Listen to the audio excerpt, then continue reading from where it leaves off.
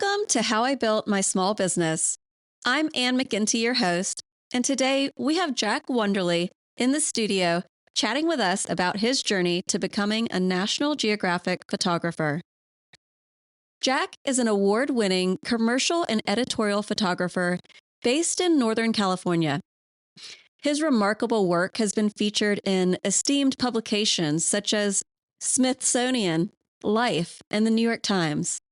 With over 1,000 images in the National Geographic Image Collection and contributions to more than 25 National Geographic books, Wonderly's photography captures the beauty and complexity of the natural world. He achieved first place in the prestigious Big Picture Natural World Photography Competition and has had his work exhibited in several museums. A passionate advocate for conservation, Wonderly has lectured on conservation photography at Stanford University and the California Academy of Sciences. Through his lens, Jack not only documents the world, but also inspires action to protect it, making him a significant figure in both the artistic and environmental communities. You can find a link through to his business in the episode's description.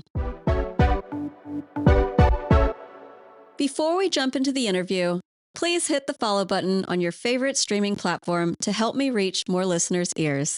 I really appreciate it. Let's get started. Thank you to our listeners for being here today. Jack, it's so good to have you here. Thanks for coming on the show. Oh, it's my pleasure. As I said in my email, I thought this is one of those rare opportunities where I step back and have time to look at my business from the outside in. I don't do that enough. So I appreciate your podcast and what you're doing with it. Well, I'm really excited to have you here. So people generally know what a photographer does, but do they? How would you describe what it is that you do? And can you give us an idea of what goes into a photo shoot? Because I have so many different types of clients, there's not one answer, but I can give an example or two. I mean, obviously, we take pictures, but everybody with their phones now takes pictures. So what's the difference between that? I mean, I have a lot of clients who are posting content or using stuff that they shot on their phone versus when I come out. I look at photography as being in the pretty rectangle business. I mean, I'm a service provider and I'm making really pretty rectangles, and it's that simple. But it's not that simple when you talk about the practicality of making a very high level amount and quality of photographs in a short period of time. My clients are basically paying by the hour. So I need to give them as much value per hour as possible. One of the things, because of where I live in wine country, wine harvest and agriculture and stuff is part of my client base. So a good example would be harvest for the wineries. A lot of times grape harvest happens at night. Most of the time they do it when it's cold. So you go out at night and first of all, photographer needs light. I mean, it literally means mapping light. So now you're working in the dark. You're working with a group. They harvest grapes by hand. Most of them don't speak English. So there's not a lot of communication between me and them. They know that I'm out there. They're respectful. I'm respectful. I try to stay out of their way. But basically, there's a group of people running mad through the vineyards, cutting grapes as fast as possible in the dark. There's headlamps. There's tractors. And I have to go out and try to make this look beautiful, interesting, glamorous. There's a reason why they want me to capture night harvest, because it tells about the quality of what they're producing as a winemaker. They make the effort to keep those grapes cool. They want to pick at 3 o'clock in the morning. So my alarm goes off and I'm out there at 3 o'clock in the morning. And now I've got 20 to 40 pounds of gear on my back. And I'm sometimes running through the field trying to keep up with the pace of what's happening. I have to anticipate the action. I have to not get run over by the tractor. I have to stay out of people's way. I have to think about lighting. I have to keep shooting the same shots over and over again. And because it's nighttime, you're working at the very edge of a camera's capabilities. you can't turn the ISO up too high. I know you know photography. Yeah, it'll get grainy. It'll get grainy. You have to keep your shutter speed up unless you want to blur the action. Your aperture has to be wide open. And then I light almost everything. So besides ISO, aperture, and shutter speed, I've got how much light power do I have and how far is the light from the subject. So basically I've got 5 different variables. So in the back of my brain as I'm running around, I'm doing a little bit of math all the time. If I reduce my f-stop to 1.4, I can get an extra boost of this thing, but I got to move my light then because it's going to be too close.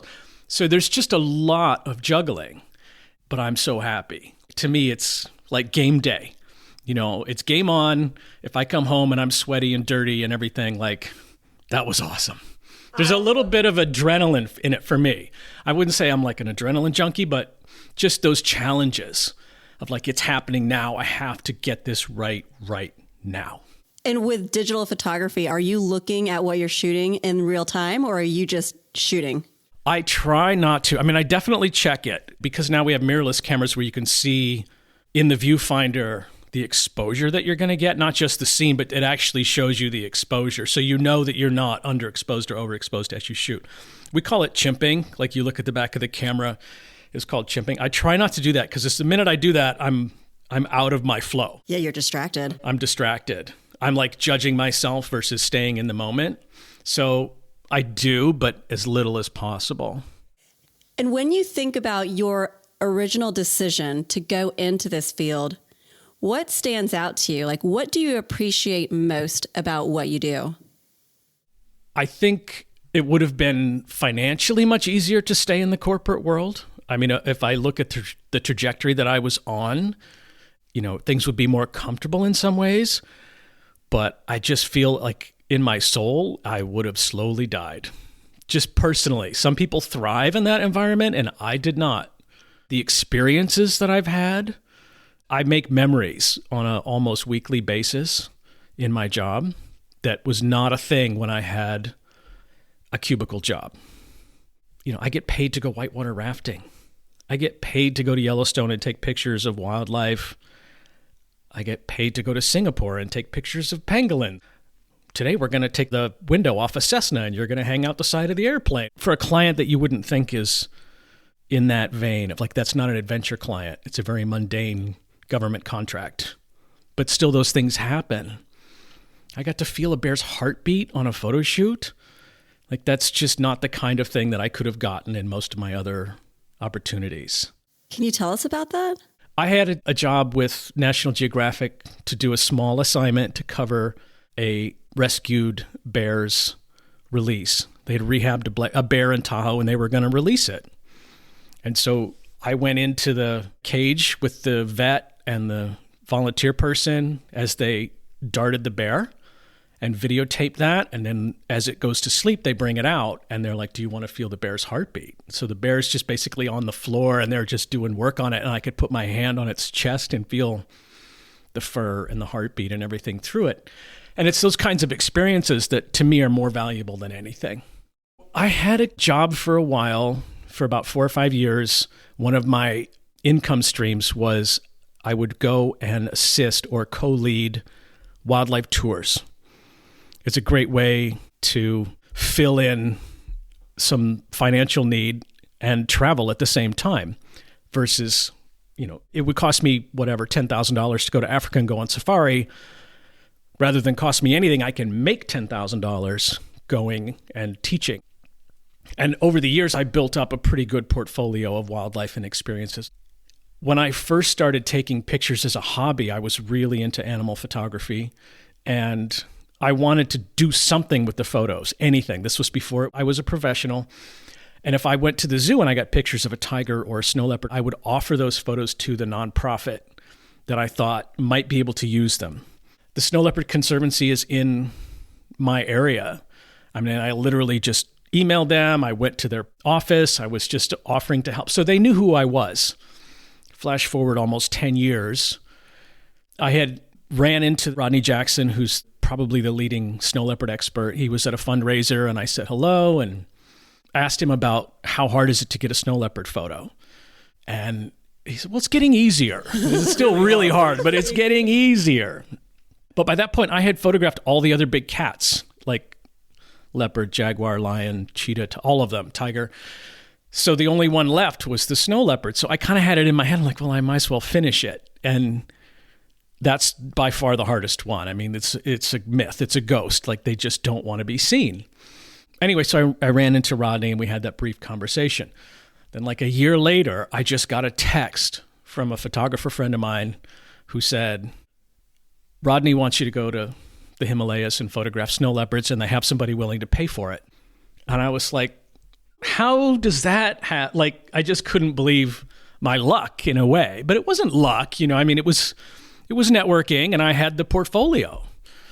We had a very generous sponsor who was willing to cover the cost of the expedition, and I said yes without even thinking about it. But then as I researched it, I had a few months to get ready. I realized what I had signed up for. Like, I could die. That's basically what my reaction was. Like, we're going to go to 12,000 feet, 14,000, 15,000 feet in the Himalayas in the dead of winter, and we're going to sleep in a tent, and it's going to be 20 below. And you might see a cat. Did you see one? I did. It took 8 days. I was there for 10, and on the 8th day, we saw one. It was great because usually they're very fleeting. They're hundreds of yards away, and they'll just pass over the ridge or something, and they're gone. Like 30 seconds is all you're going to get.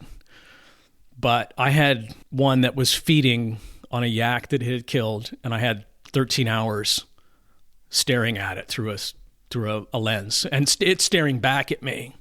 Oh, I mean, because it's very aware of your presence. Wow. And so you just hold your ground and don't approach, and it realizes that you're holding your ground, and it holds its ground, and it just sits there with its kill and stares back at you. And it was a proper expedition in the sense that when we go out into the mountains, like, we put our gear on ponies and hike off into the hills like it's the 1800s or something. Like, there is nothing out there.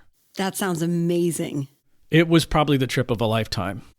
I think about those experiences versus sitting in a meeting talking about something I don't care about. And I couldn't imagine doing it the other way.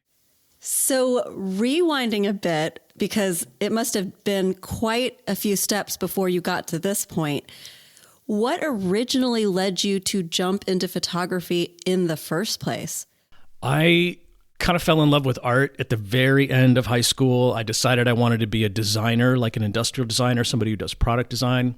I went to school for that at a private art school in the Midwest in Detroit. I took photography there as an elective, and I really enjoyed it, but I didn't get bit by the bug that bad. But it was something I always did. I mean, I look back and, when I was 18 or 20, I was taking pictures a lot, and I was making a little gallery wall at home. And it was definitely an interest of mine. I got a job as a furniture and interior designer for a while. At some point, I got a little disenfranchised with that because I felt like there were 3 people helping somebody buy a $10,000 rug. I was like, there has to be more meaning. I mean, I like nice things. I definitely do, but I just didn't want that to be my day-to-day. I looked around. I got a job for a software company that made software for designers, like a visualization tool. That was a startup. It went from 3 people to 30 and then back down to 3. I switched to another company that was in the similar type field, but in the marketing side. That company went from 5 people to 120 and then back down to about 10. So it was a wild ride. Every day you'd go into work and not know who would show up that day or who got fired. At the end of that stretch, I was in San Francisco working remotely, taking care of clients in the Bay Area for a company that was based in Detroit. And it was slowly becoming a sales job, which is not my forte. One day the phone rang, and it was basically, all your work is moving to Los Angeles. There's not going to be an account in the Bay Area anymore. If you want to stay with this job, you got to go where the work is, and that's Los Angeles. This was about 2007. I had no interest in relocating to Los Angeles. I started looking for another job. I applied at all the right places. I got interviews. I got second interviews. I ran out of time at the job that I had. They were like, okay, are you going to move or not? And I said no. And they said, then we don't have a job for you. And I knew that, so I found myself unemployed. But I was like, no problem. I got this. And then the '08 crash happened. And the interviews dried up, and it got real quiet really fast. And meanwhile, I had taken up photography as a hobby. Like in the last couple of years before that, it was something I did several times a week. I had bought a nice camera. I was really into it. And, I was living in San Francisco. It's extremely expensive. I started downsizing. I moved out of the city. I got a smaller place. I was living on my savings. And I just went, you know what? I don't want to go back. I just didn't want to go back. I had no idea how to make it work. I had no idea what a photography life looked like. I reached out to a couple photographers. I didn't get much information, but I just went for it. I literally made a business card and put up a website and just said I'm in business, but I didn't even know what that was. At this point, my portfolio was mostly animals. I love photographing animals, but they don't write checks. So, there's a little bit of how do I make this work? My first real win, and it was humble, but it worked for me. I took pictures of a friend's dog when we went for a walk. She framed one of those photos and she put it on her desk at work. Her work was at a veterinary office. He was celebrating his 25th year in business. He wanted to build a new website and give a gift to his 25 most loyal clients, which turned out to be a photo shoot with me. So I had 25 photo shoots all of a sudden, 25 potential clients I could build upon. I was giving out cards. I was making connections and stuff. So that's how it started. There were a lot of bumps along the way, though. How long did it take for you to really build up a client base and transition into this being a full-time job that could support your life?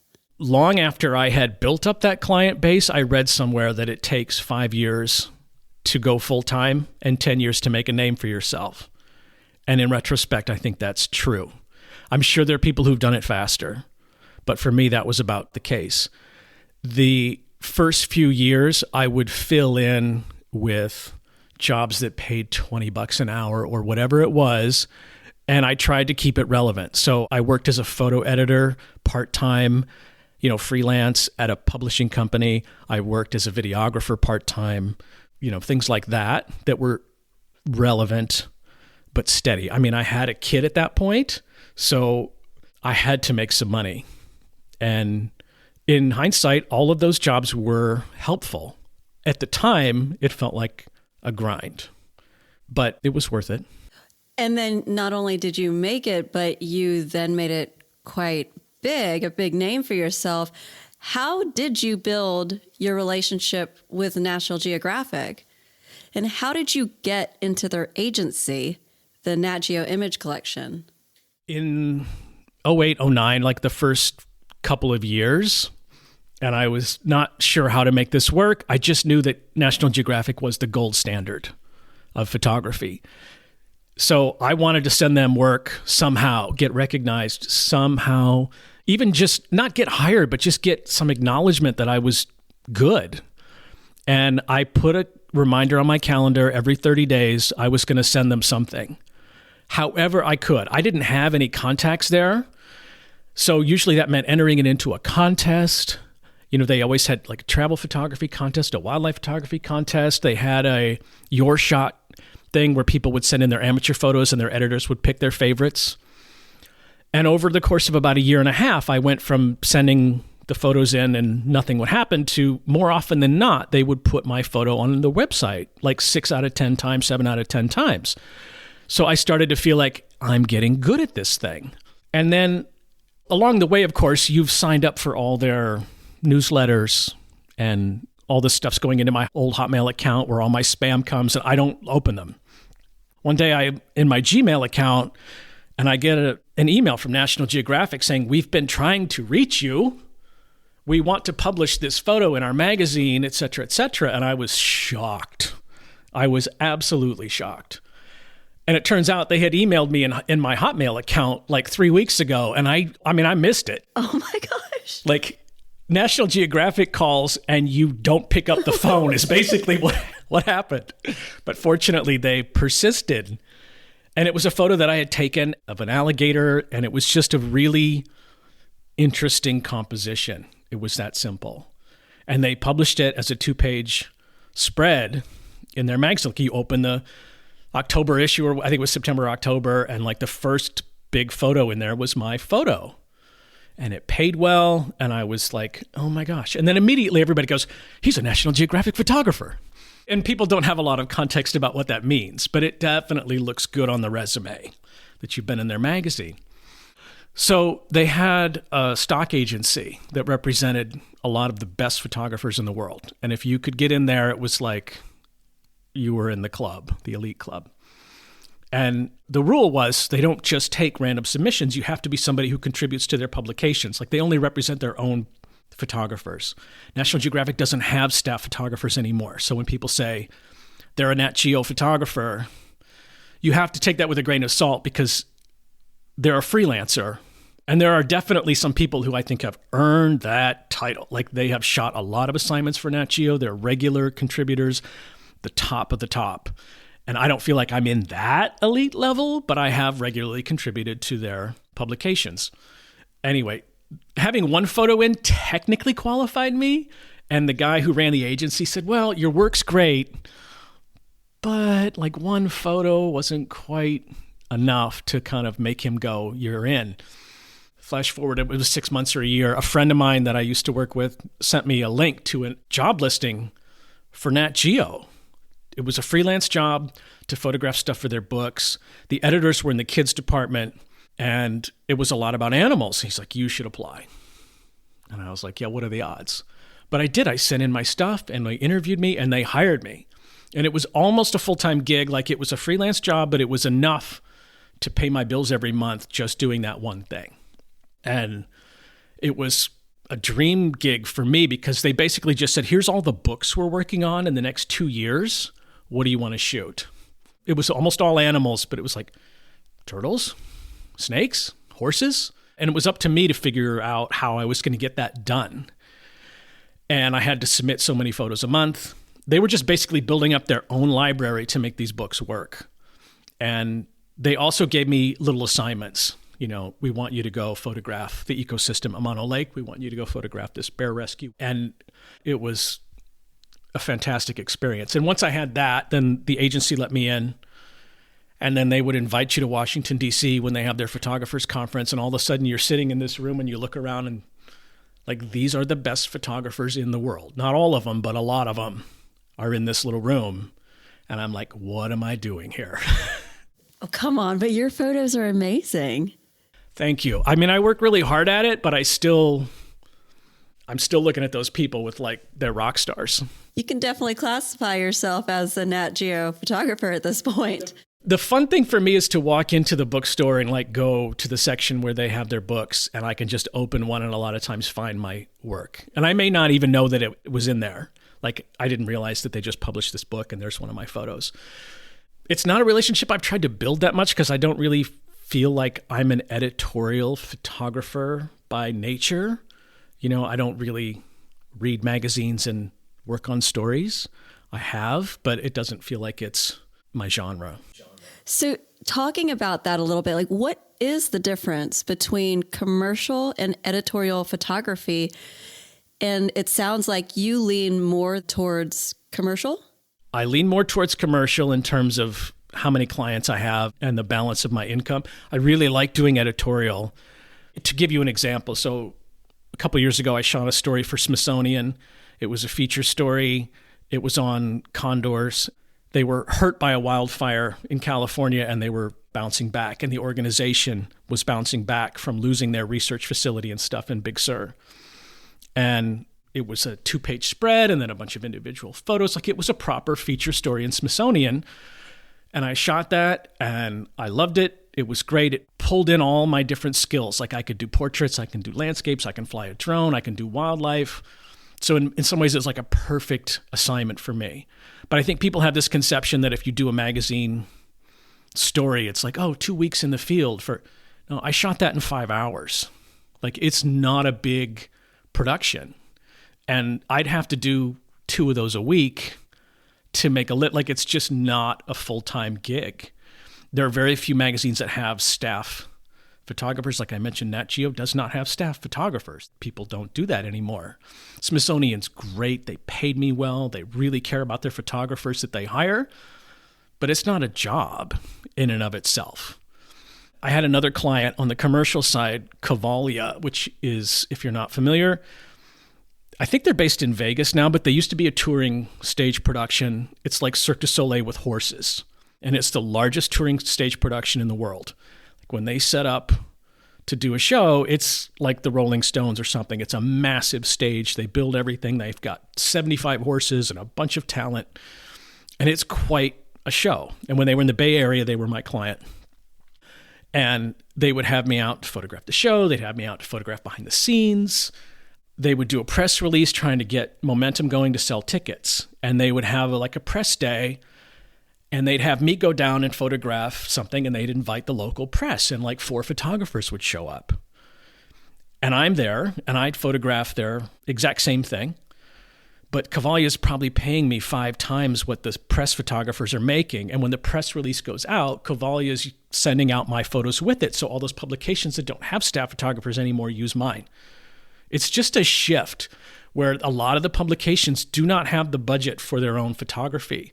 And so many of my clients, I'm published in magazines all over the place, Men's Journal and Forbes and all these places on a regular basis, but it's the business that's paying for the photos, not the magazine. That is super interesting. So that sounds like it's one of the main ways that you've really built your career. I mean, you've been in this now for 16 years? 16, yeah. Being a creative freelancer isn't easy. So why do you think that you've been able to survive this industry, let alone thrive? I think I've had a couple advantages. One of them is I have a really deep art background, and I go back to where I started, which I'm in the pretty rectangle business. I'm very good at making pretty rectangles. And my corporate experience was a lot about dealing with clients. I know how to do an estimate. I know how to take care of clients. That was the silver lining in the corporate world where I didn't feel great. I learned a lot. As a digital creator, we were bidding against traditional photography. And I know how ad agencies work. I know how art directors work. I learned a lot in that phase. And then it's just hard work and persistence. I think a lot of people in the first few years, 5 years, would quit. You have to get over that hump of going full-time and making a name for yourself. How would you describe your business model? It's had different iterations, and I've dabbled in teaching. I dabbled in doing those tours. I've done editorial. I worked for a newspaper full-time for a while in the early days, which was an amazing experience because you're doing 5 assignments and editing them and turning them in by 3 o'clock. It's like boot camp. But now I want things as simple as possible. I strictly charge for services. Yes, I make a little money on stock. Yes, I make a little money on selling prints. But generally speaking, day in, day out, somebody hires me, I do a shoot, I deliver content, I invoice them. It's that simple. I don't have any employees. I have people that I will bring in when a job needs it, so other freelancers. But generally speaking, I work alone. I work from home or I work on location. I don't have a studio. I don't want one. I don't want a team. Yeah, keep it simple. I want it simple, and every time I bring people in, I'm like, they add a lot of value, but it also adds a lot of complexity. It slows things down. There's a lot of communication that has to happen. There's handoffs that have to happen.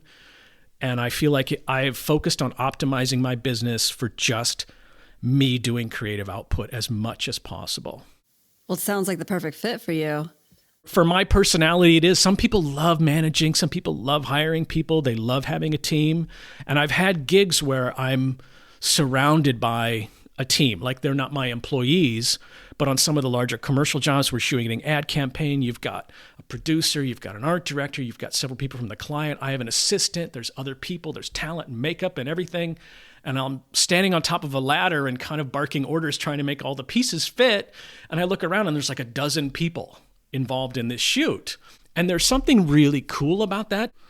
It's like being a movie director where everybody's working towards the same vision and you just happen to be the one looking through the camera with the eyeball. At the same time, after a while, I realized, that's a lot of communication, a lot of pressure, a lot of moving pieces, a lot of points of failure. And I get paid the same when I go out and shoot a vineyard sunrise by myself. So I'm not that motivated to add the complexity if I'm very much at peace and making a living doing a sunset by myself. I think that makes perfect sense. How do you get new clients? I experimented originally with ads and flyers and emails, and I felt like none of it really paid off for me. Maybe I'm just not that good at it. But what I am good at is making those pretty rectangles and trying to be nice to people. My business is almost entirely word of mouth. Yes, if you type in like Sonoma County photographer, I'm going to pop up. So some people just find me that way. But almost all of it is word of mouth. I don't know, Steve Martin or somebody said, just be so good they can't ignore you. And for me, I've found that all of the efforts of marketing and stuff are just better spent on putting out the best work that I can and being easy to work with. And the phone rings. People will be like, I got your name from so-and-so. That happens every week. How do you feel about branding and social media? Ooh, I feel like if you go back to those Nat Geo conferences and stuff, where there was a lot of talk about social media, this was like 2015 and stuff when I started going, and we had presentations on Instagram, and I felt like I was already late to the party. And I tried. And it's slow. And you watch any social media platform and they follow a pattern of, in the beginning, it's great. And then they slowly monetize it and they lessen your reach. And so I've got thousands of followers on social media that I came by honestly. But if I post something, a tenth of them see it. Because I've been able to build up that word of mouth, I almost give it no deference whatsoever. I will post to Instagram and Facebook and stuff about once a week. And it's really just me reminding my clients that I'm out there. And I feel like if I stopped, it wouldn't affect my business. And branding, I think that people that do it well and people that do social media well, like it can help you grow your business, but it's not absolutely necessary.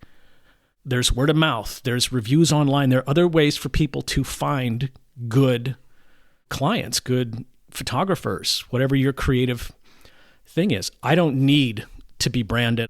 My brand is I'm good at what I do. To me, that's enough. I love that because I don't particularly enjoy the social media part of marketing. It feels a little bit like a chore to me. So I don't love it. And I love hearing you say that because it just gives me a little bit more confidence to know I don't have to. You don't have to. I mean, I've been on photo shoots where I'm doing photography for print and the website, and I'm shooting next to people who are shooting for social media. And it's very interesting. Like I learn a lot from them, and the way they look at things is completely differently. And they're like, you got to post 5 times a day. And I'm like, I'm not on Instagram 5 times a day. I'm not on it 5 times a week. I don't want to. That's just me. Like what works for me in my business is to not. This being said, though, one of your projects went truly viral. The New York Times, I have it here written down. I've been rather haunted by a prize-winning photograph by Jack Wonderly, and it was a photo of dead animals. Can you tell us this story? Yeah, because it does tie into the social media piece and why things work on social media. I got a message. I can't remember if it was a phone call or an email, but basically somebody asked me, they said, we have 232 dead animals here and we'd like somebody to photograph them. And we heard you might be the person to ask.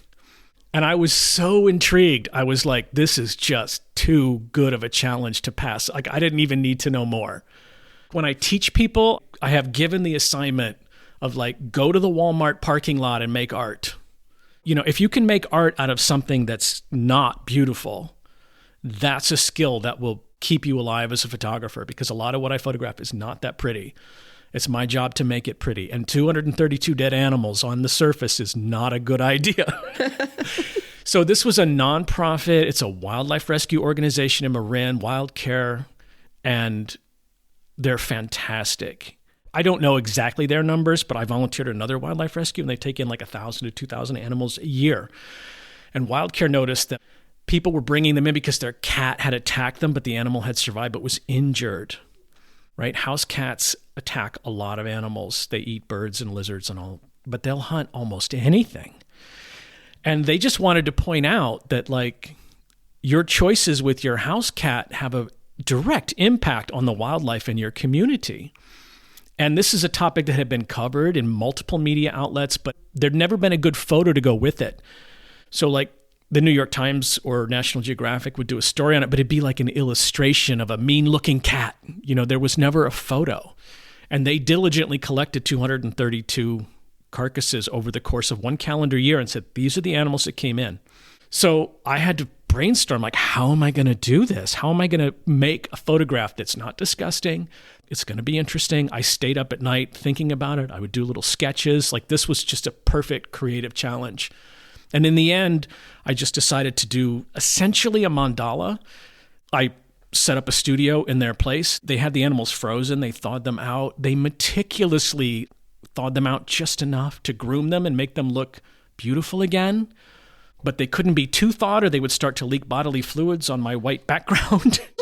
So we were working on the clock. I arranged them kind of spontaneously in a way that just felt interesting and artistic to me. I photographed them from overhead. I mounted a camera on a pole over the top and just laid them out on the floor in a beautiful pattern, the best I could do. And once you put them down, you can't move them because they'll start to bleed or something. So it was like a one-time deal. And it took the whole day. And it was amazing. And to hold them in your hands, I've been a cat owner. I love cats. And you really realize what they're doing. And to hold 200 and some dead animals one by one in your hand, like, you can't help but mourn what's happening. So I deliberately shot it in a way that I knew would qualify it to be in contests. Like, contests have very specific rules about you can't Photoshop it. There's certain things you cannot do. It has to be a legit one-up photograph.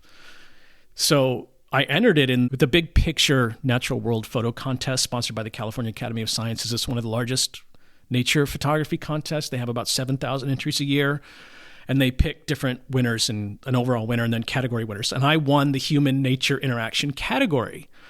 So it's in the top 10 or so of 7,000. The runner-up, to my astonishment, was a Nat Geo cover story photo.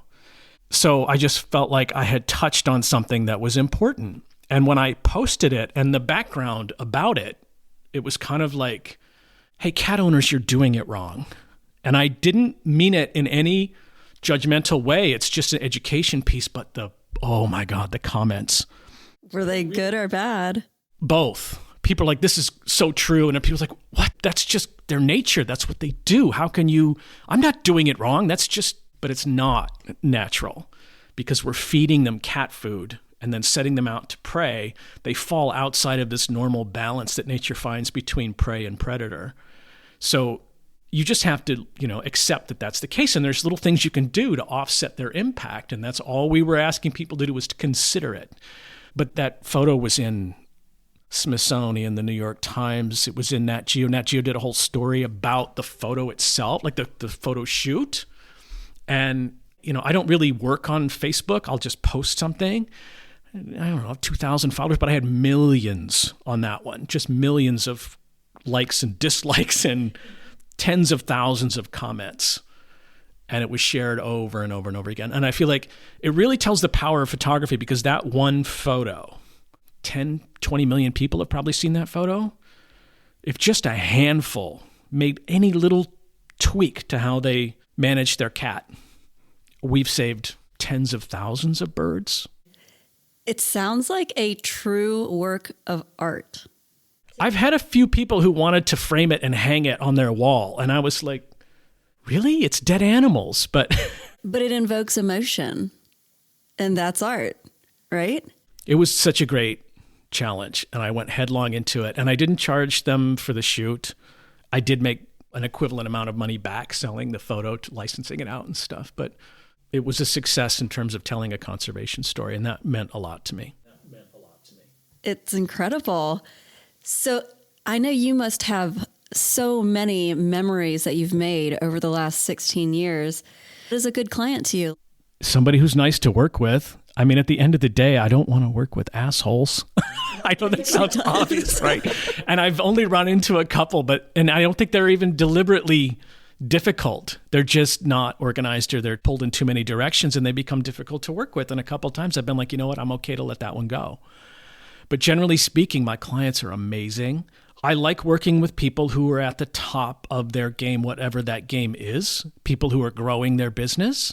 I feel like I want to grow my business. Just like I learned from listening to your podcast, I learned from these business owners who are growing and who are excellent at what they do. And when somebody's good enough to be on the cover of Wine Spectator or something, those are the people I want to be around because they make me better at what I do. I raise my game to match what that skill level. And there's so many people in my area who are really high-level players in whatever they're doing. I like people in the hospitality, tourism, and travel business. They're the kind of people who are like, do you need anything? Would you like a glass of wine? Like whatever the thing is, they want to take care of you and then they're hands off. And from a business standpoint, I had to learn this over time to think about the client over the long haul. And the reason why I don't need to do a lot of marketing and stuff is because I'm very good at keeping clients and keeping clients as they move from job to job and hire me at different, like individual people, building that relationship, always delivering, always being easy to work with, always being on time. And then when they go to their next job at a new corporation or a new government office or something, they're like, I'm going to call Jack. We need a photographer. So I've been able to add 4 or 5 clients to my client list from one person. And I also need to think about clients in terms of, I can just pick a number, but let's say I want $50,000 clients. They might get to 50 in a year or two. They might get to 50 in 10 years.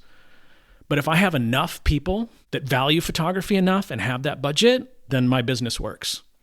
And so that's one of the reasons why I stay away generally from retail photography, which I define as photographing for individual people, like a wedding or a portrait session with a family or something, because they're not going to grow to be those types of clients. And then I have to market a lot. But because I don't do that, I stick to bigger, fewer fish. I basically build those relationships over time. You really have worked your way up to getting there. 16 years ago, you wouldn't have been able to make it work out that way. No, and I had a breakthrough client when my daughter was young and I was in that phase of I didn't have enough regular work from photography and I was supplementing with these freelance photo editing jobs. There was a job listing for an assistant at O'Reilly Media. They're a magazine publisher, like a photographer's assistant. And it just happened to be walking distance from where I lived. So I was like, well, this seems like a good possible fit. So I sent an email in my portfolio link and they called me in for an interview.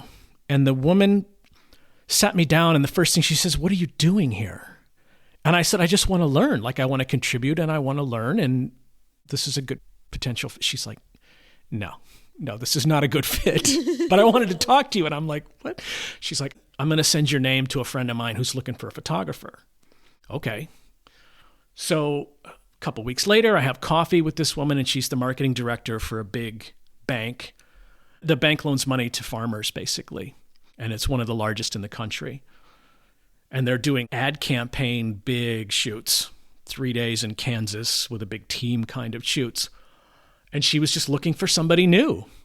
She was like, I'm going to come up with something little. We'll test this out. Okay.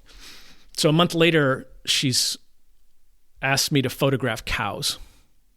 Okay. I've spent a lot of time on horse ranches and photographing animals. I can photograph cows, no problem. And when she called me, she was like, well, what would that cost? And this was one of my best career moves ever, is I told her, well, you do this a lot. I'm sure you have a budget in mind. Because I had no idea what they were willing to pay. And so she just threw out a number. She said $1,600 for half a day. Great. To me, that was a lot at that point. And that set my rate for them and other clients. It varies, but that's still where I originally got my pricing from.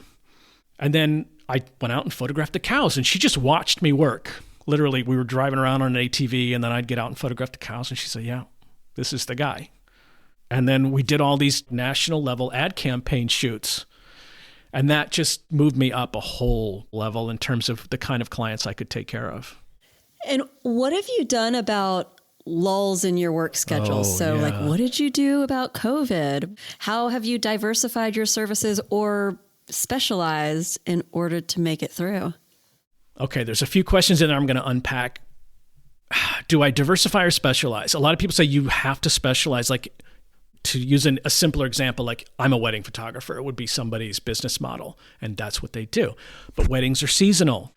At least here, the wedding season is spring through fall. People don't get married in the winter, it rains.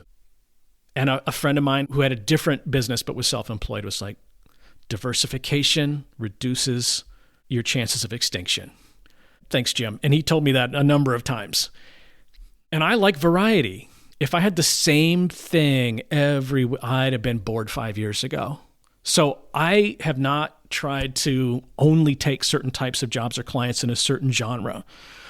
And in some ways that makes the marketing and the branding part harder. But like I said, I don't really lean on that. I just lean on delivering great work and being easy to work with. And so I'll do portraits, I'll do vineyard shots, I'll do landscapes, I'll do travel stuff. Like if the phone rings and it sounds like it's going to be a good client, I take it. And to me, that's worked. COVID was very interesting to me because obviously everything came to a grinding halt, especially that first summer. People were not leaving their house, right? And I am the boss. If I'm not out there shooting, I don't get paid. And some of it was luck, but some of it was strategic positioning. I learned over the years that having a few government contracts in things that are relevant to me and local help bridge those gaps. And I've had different ones over the years. I've had one with the Emergency Services Department, right? They're like first responders. I've had one for the city of Santa Rosa. I've had one for Sonoma Water. They provide the drinking water for 600,000 people. And they sort of seem mundane contracts on the surface. There's a ton of paperwork. You got to have great insurance. You got to be willing to deal with very long contracts. And a lot of photographers don't want to deal with a 30-page contract and large amounts of insurance. But if you're willing to do that paperwork, they become very regular clients. And sometimes you get really cool assignments. I mean, the one where I was hanging out of the airplane was for Sonoma Water. And I just wouldn't have seen that coming. So the government contracts help. I still have some, and they're great clients. And when COVID hit, I literally just went, the only thing anybody was talking about was COVID. So COVID had to become what I shot. And I had a client who was working for the county, and they had to push out so much information to people to keep them informed on what they were doing and what's happening. And we're opening an emergency center, and we're going to close the schools. And like, if not every day, every week, they had to push out a lot of messages, and they needed help. And they had government funding to do that.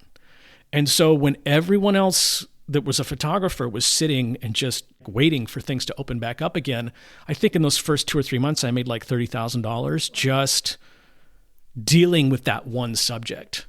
And it was also fascinating for me. I think back and maybe I took some risks, but like I was in the lab when they were doing the first tests in our county to see who had COVID. I was in the room when the emergency department and the health officer was deciding to close the schools. I was there when those phone calls happened. Like, it was exciting for me to be part of this thing and to document it. So that's how I got through that. I think I've learned over the years too, like my business isn't quite as rhythmical as like say wedding photography where there's definitely a season, but I do have like the fall in the wine business is very busy. And so I work like crazy hours in the fall, and then the holidays get quiet. Nobody's doing photo shoots in December. They're just not. And I just had to learn that that was the case. And I have to budget accordingly. And like I said, those government contracts help smooth that out. And sometimes I get great jobs in December and January. But I just know that when the fall comes and I get a big pile of money, I can't just go spend it. I sit on that money and I bank it because my income's going to dip for, those 2 or 3 months. And it's still somewhat like that every year. It dips less, but I just know that I make more money some months than others, and you have to be disciplined. How, in general, do you balance your life with work as a creative professional and as a father? Oof, it's not been easy, but I just try not to think too much about how, like last month, I took my daughter to Yellowstone, and it was kind of a big trip for the two of us because she's big into wildlife, and I really wanted her to see an ecosystem like that and to just take her away for a week in the middle of everything and just go, we're going to do this thing. We're going to make some memories. And because I don't have vacation pay, The trip costs X and I lose X amount of dollars by not working that week. And I can't go there. I just accept that travel is important to me, experiences are important to me, and sometimes my job gives me those things, and sometimes I have to just take time out and go, no, that week I'm out. And the phone rings and I go, I just can't do it. And that's okay. I'm not going to cancel the trip because I get a good job offer. Those things are too important to me. And there's certain times of the week where I just block out. Sundays, my daughter and I do volunteer at Wildlife Rescue. That's her big day. She loves it. I enjoy it. That's my day. We spend the whole day together. We work side by side. And I don't book photo shoots on Sunday. I won't. And I get a lot of offers to do Saturdays and Sundays. And I have to maintain some balance because I will burn out. You have to set boundaries. It's easier as the business becomes solid, right? As you have regular clients. In the beginning, it's hard to say no to anyone. And now I'll just say no. The phone will ring next week and it'll be fine. So what does that mean then for your vision for your future? What's next for you in your photography career? Where do you want this to go? Not long after I got into photography full time, I bought some film cameras. I just love them. And I've been very quietly taking film photos on all my trips, medium format, square pictures, very sort of meditative, very simple, a lot of symbolism, like all that art history stuff is coming into play. And I don't show them that much, but I've built up quite a portfolio of those. And I hope this year, like by the fall, I want to launch those in a more public way so I can say I'm also a fine art photographer, because I am one. I'm just not marketing it. I don't have a website for it yet. And I write things to go with the photos. I'm translating what they mean to me, like in a symbolic standpoint.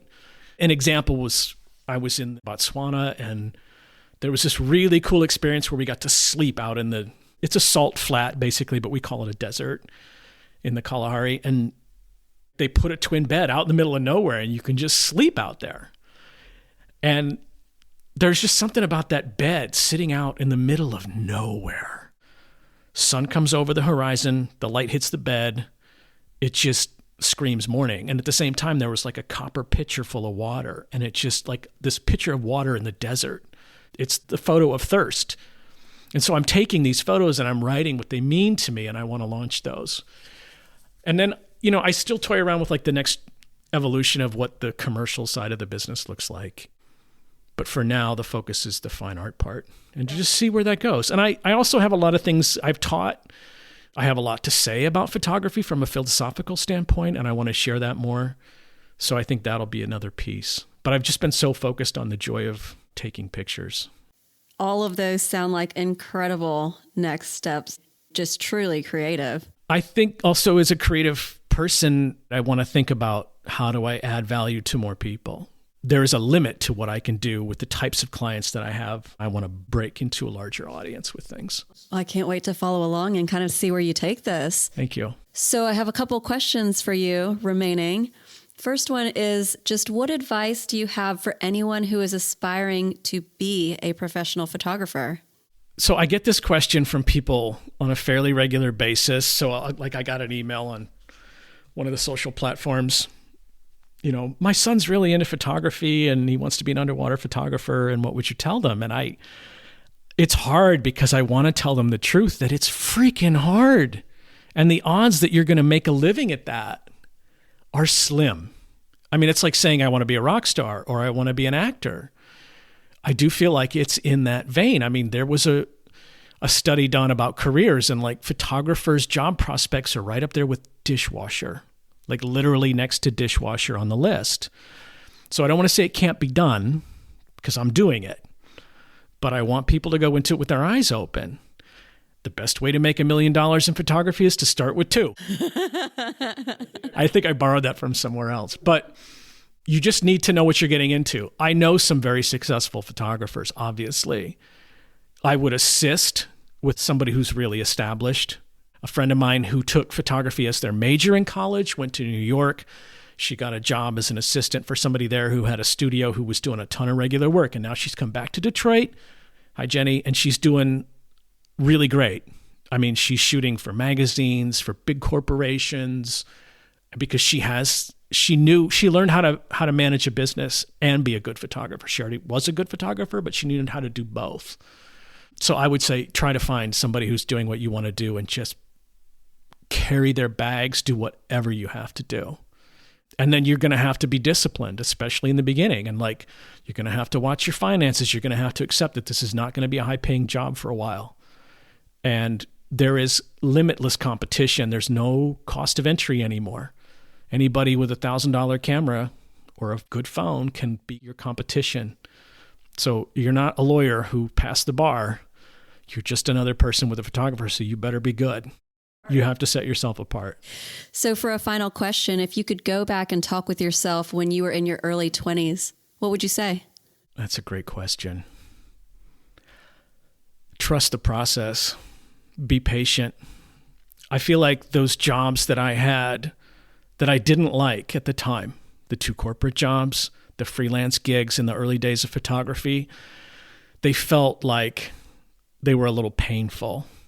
But it's like the Karate Kid wax on, wax off thing where you got to polish the car in order to learn how to block the punch. The repetition, the skill sets that you're learning, you'll use them all. You will use all of them. And as an example, I had one project as a photo editor where this company was building a foreign language learning product. And so they would teach somebody a single word in different languages. And sometimes the word was frog. And we needed a photo to illustrate frog. And it had to be a photo that was unmistakably frog. It couldn't be toad or amphibian. It had to be frog. And so that's an easy example. And they were little square photos. When you get to something more difficult, like noon, how do you illustrate noon quickly in a photo that goes across all languages? We literally had meetings where we had to sort this out. And I learned a lot in that process. At the time, I was like, this is just so painful. But if you're trying to communicate, and those pretty rectangles are communication tools, you need to be able to boil concepts down to something that's very simple. And when I look at my fine art stuff, when I talk about thirst or mourning or these simple concepts, and I'm trying to make them in what happens to be a small square, because I'm using square format film, it's all directly relevant. You have to trust the process.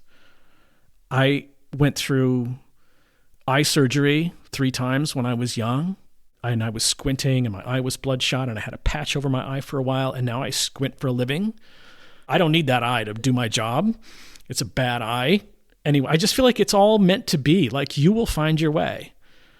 And you have to just be patient and persist. You'll make it. I absolutely love your story, and I love all of your stories. Thanks. From your career. And Jack, it has been so wonderful to have you here. Thank you so much for coming in and sharing all of this with us. At the end of the day, that's what we got. We have our stories. And I'm trying to rack up as many stories as I can through this job. Yes, that's awesome.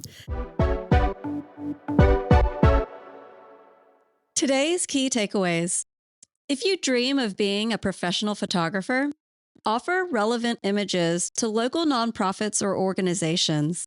This helps build relationships, your portfolio, and recognition. Email them, offer help, and make yourself known.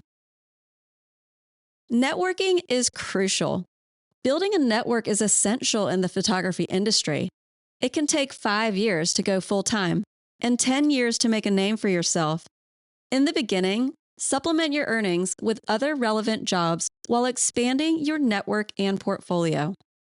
Success requires determination, hard work, and persistence. Jack sent images to National Geographic every month for 1.5 years and entered various competitions until his images were finally chosen. Editorial work is exciting and fulfilling, but not always financially stable. Having a good-sized collection of commercial clients can provide more stability.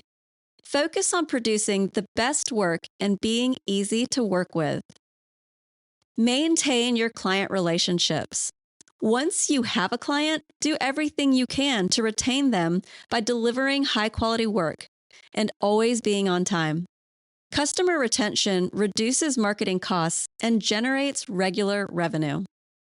In price negotiations, let the other side mention a number first if they are familiar with the market rate. This can provide valuable insights. As a self-employed commercial photographer, diversification can reduce your risk. Adding government contracts can also help bridge work gaps. If you're hoping to break into the professional photographer industry, start by assisting established photographers in your desired field. Find someone who is doing what you aspire to do and learn from them. Finally, trust the process. Learn as much as you can from all experiences, even challenging ones. Be patient and persistent, and you'll make it. That's all for today. I release episodes once a week, so come back and check it out. Have a great day.